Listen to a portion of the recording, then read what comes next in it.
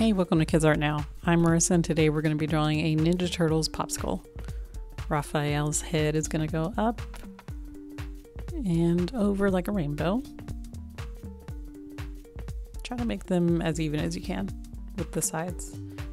On the left, make a little bump that goes out and bring it down for his chin.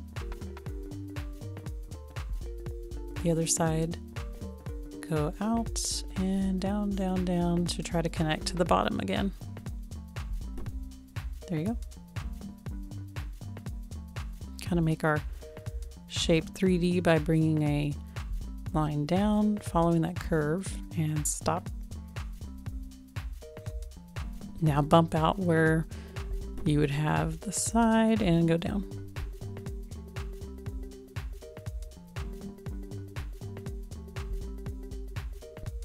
Let's put one of his eyes here. And you could choose to put it wherever. I'll put one right here. You could totally be silly with the eyes because it's a popsicle. Draw a curve and another curve like a rainbow. Curve. And then make another little curve, almost like a moon, I guess. With his mask, go down and bring it to the side and up. Let's start at the bottom, make a curve up where his nose would be, and bring it down and up. Looks good. Now let's work on the mouth.